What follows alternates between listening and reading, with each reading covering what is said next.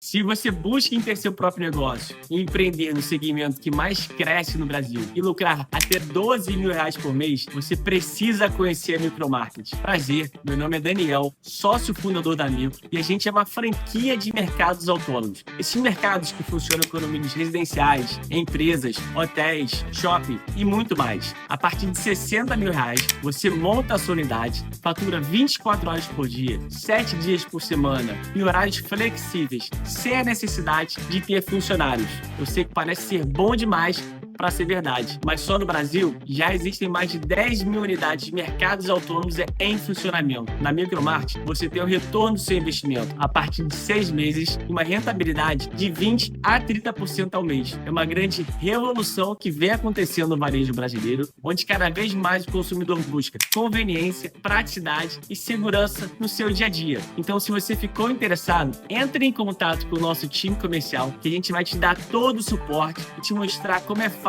empreender com a Micromarket. Eu espero vocês. Forte abraço.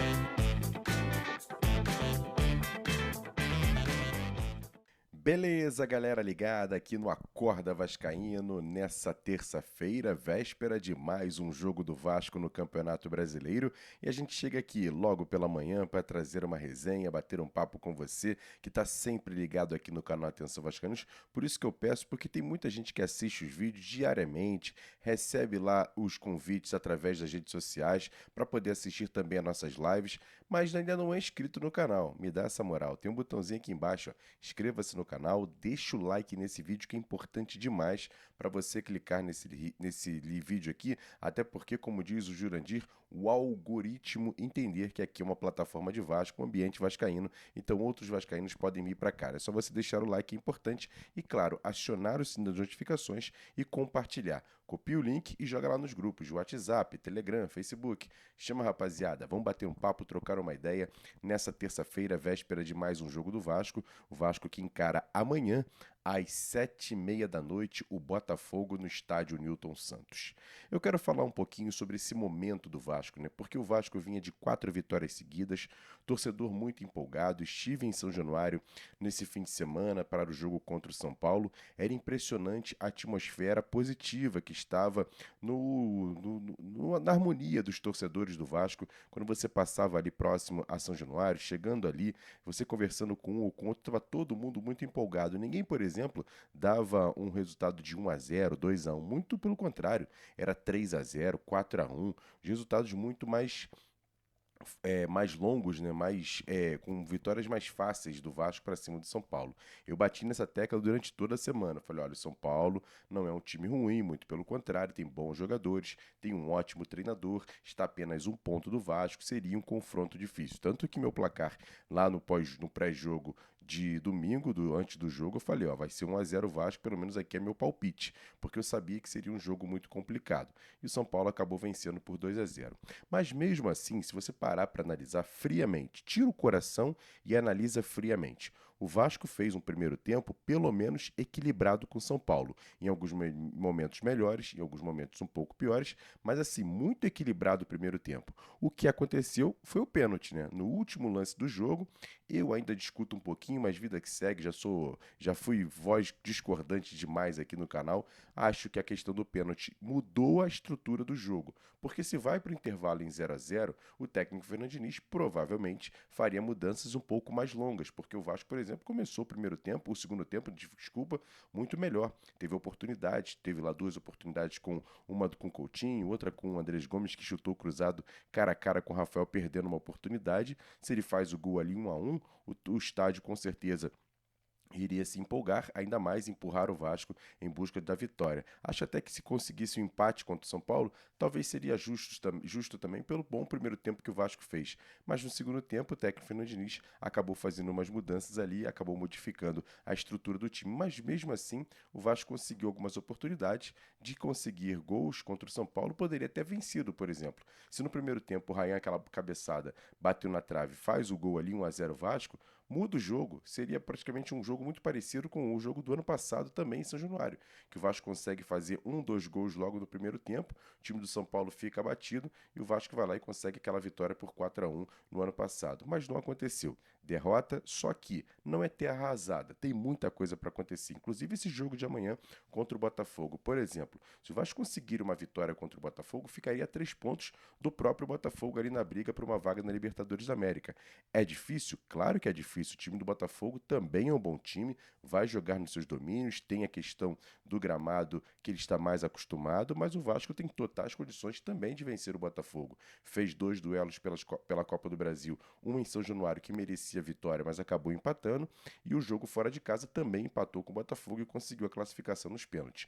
É um clássico, o Botafogo, para mim, está um passinho à frente do Vasco em relação a ter um elenco um pouquinho melhor, mas nada também de absurdo. Seria 55-45 para mim em relação a Botafogo e Vasco. Ou seja, pode acontecer a vitória de ambos os lados. O Vasco precisa sim levantar a cabeça e aprender com os erros. Isso é o fundamental. Eu falei isso inclusive nos bastidores lá em São Januário, conversando com a rapaziada. Lembrei do Abel Ferreira, técnico do Palmeiras, que no jogo lá contra a LDU lá na altitude, foi a coletiva de imprensa após perder por 3-0 e colocou sim a culpa nele. Olha, errei, fiz errado, não vai acontecer de novo. E no jogo da volta, o Palmeiras venceu por 4-0 e conseguiu a classificação. Acho que você olhar internamente os erros individuais, os erros coletivos e aprender com eles para as próximas partidas será muito importante. O próprio técnico Fernando Diniz, nessa trajetória do Vasco, aprendeu com alguns erros. Venceu aquele jogo do Santos 6-0, o time criou uma expectativa de vencer outros jogos, acabou perdendo 2 em sequência para a Juventude e Corinthians. Aquilo deu uma modificada no time. O time voltou a ficar um pouco mais concentrado, conseguindo os resultados, mesmo não jogando tão bem assim, mas os resultados eram importantes, tanto que o Vasco hoje soma 42 pontos, faltando 7 jogos para terminar o campeonato, e a gente esquece completamente da questão de ter o fantasma, de ficar lá na parte de baixo da tabela. Muito pelo contrário, o Vasco é o 9º colocado, ainda brigando por uma posição entre os 7 primeiros para garantir uma vaga na Libertadores da América dentro do Campeonato Brasileiro. A gente esquece que nos últimos anos a gente ficou sempre brigando lá embaixo. Ano passado, que a gente foi 10º, a gente conseguiu respirar bem nas últimas rodadas, porque que nessa, que a gente está em 9º, ainda a possibilidade de subir um pouco mais na tabela de classificação, a gente vai ficar um pouco triste, um pouco decepcionado com o time. Nada disso, foi um jogo apenas, um jogo contra o São Paulo, que é um bom time, mereceu a vitória, crédito para o técnico Hernan Crespo, mas agora é levantar a cabeça. Pouco tempo de trabalho, hoje inclusive é o único treino praticamente visando essa partida contra o Botafogo, mas talvez seja até melhor, porque o time vem com sangue nos olhos, depois de uma derrota contra o São Paulo, aprendeu e agora vai jogar contra o Botafogo em busca dos 3 pontos. Eu acredito que o Vasco consiga essa vitória contra o Botafogo amanhã lá no Newton Santos. E você, tá confiante? Não está? Comenta aqui embaixo, eu quero ver a sua participação. E antes de encerrar aqui esse Acorda Vascaíno, parabenizar o lateral direito Paulo Henrique por mais uma convocação para a seleção brasileira, méritos total do Paulo Henrique, mas também de toda a comissão técnica do Vasco, o próprio elenco que ajudou bastante, a direção do Vasco. Isso é muito importante, ter o Vasco nas convocações da seleção brasileira. Acho até que poderiam ter outros jogadores, mas enfim, eu não vou discutir aqui não. A única coisa que eu quero discutir aqui nesse Acorda Vascaíno, e aí eu tô falando com o torcedor do Vasco, mas também tô falando com o torcedor brasileiro, que gosta de seleção brasileira.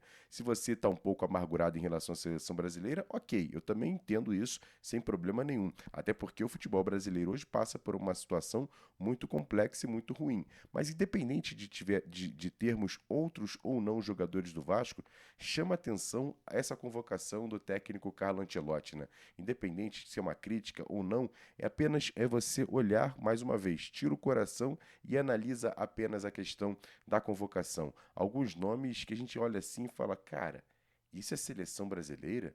A gente que está um pouquinho mais carimbado no futebol, que já conhece, que viu lá atrás, desde a década de 90, comecinho da década de 2000 ali, alguns jogadores serem inquestionáveis. Se você parar para analisar, qual é a unanimidade hoje na seleção brasileira? Deixa eu ver aqui, o Alisson goleiro, o Casemiro volante. Os outros, cara, não são unanimidades, que você vai assim, ter certeza que ele vai chegar lá e vai resolver o nosso problema. Acho difícil. Tem o Marquinhos zagueiro? Tá bom, pode ser. Nas laterais, não vejo ninguém assim, pô, esse cara aqui vai ser o dono da posição. Não vejo. Na volância, talvez o Casemiro. Tem ali também o próprio Andrei Santos, mas é um jogador ainda começando a sua carreira. Tomara que faça uma boa Copa do Mundo, eu tenho certeza que estará lá.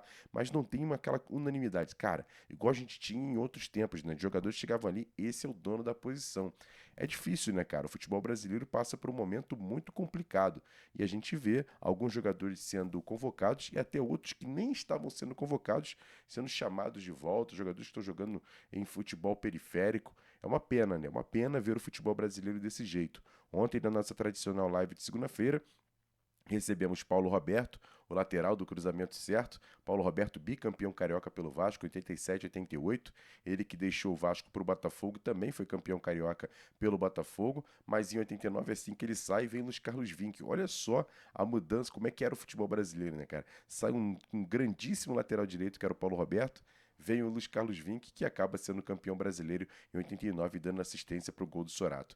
Era um futebol diferente, né? A gente sabe disso, mas a decadência do futebol brasileiro nos últimos anos, sem querer colocar culpa em ninguém, tá complicado. A gente tem que rever algumas situações, rever, por exemplo, a questão das categorias de base hoje do futebol brasileiro, que produzem jogadores apenas para venda, não produzem jogadores pensando no futebol brasileiro, pensando em dar espetáculo, pensando na nossa filosofia de dribles, de passe, de aproximação. O futebol brasileiro está muito na questão da força física. Só para fechar aqui o meu comentário, para não passar muito do tempo, eu vejo, por exemplo, um jogador que me chama a atenção muito no sub-20 do Vasco, que é o meia atacante Juninho, um jogador leve, um jogador de driblador, vai para cima, corajoso, não tem medo de adversário um pouco mais forte, faz gols, dá assistências, mas sempre tem aquilo.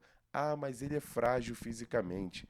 É isso, cara. O futebol hoje tem que ser um pouco mais forte, tem que ser mais alto. Não dá mais para jogador franzino. E jogador com habilidade. Se o jogador é franzino e não sabe jogar, ok. Mas o Juninho, cara, é um baita de um jogador. Ainda vai dar muito sucesso no Vasco, tenho certeza disso. Mas o torcedor, sempre que vai fazer o comentário, ah, mas ele é frágil fisicamente, ainda é muito pequenininho. Tem 17 anos apenas, ainda tem muita coisa para crescer. É um jogador que eu aposto bastante. Mas não, torcedor hoje normal do futebol quer um jogador um pouco mais forte, jogador mais combativo. Enfim, eu entendo ter isso, por exemplo, para zagueiros, para meio-campo, até mesmo para volante, laterais. Mas para um atacante de habilidade é bem legal. Isso é muito futebol brasileiro, o DNA do futebol brasileiro.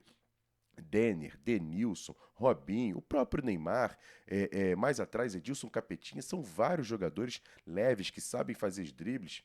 Uma pena o futebol hoje, principalmente no Brasil, esquecer um pouco do seu DNA e apostar apenas na questão da força física. E aí a gente vê que o Brasil hoje fica praticamente na segunda, quase terceira prateleira do futebol mundial. Uma pena. Mas hoje a gente vai falar aqui, vamos torcer mesmo pro Vasco, jogo de amanhã contra o Botafogo e daqui a pouco, Bom Dia Gigante, ao vivo, aqui no canal Atenção Vascaínos, contando demais com a sua audiência. Deixa aqui o seu like, o seu compartilhamento e, claro, se inscreva no canal para chamar outros vascaínos. Tamo junto, grande abraço, valeu, fui!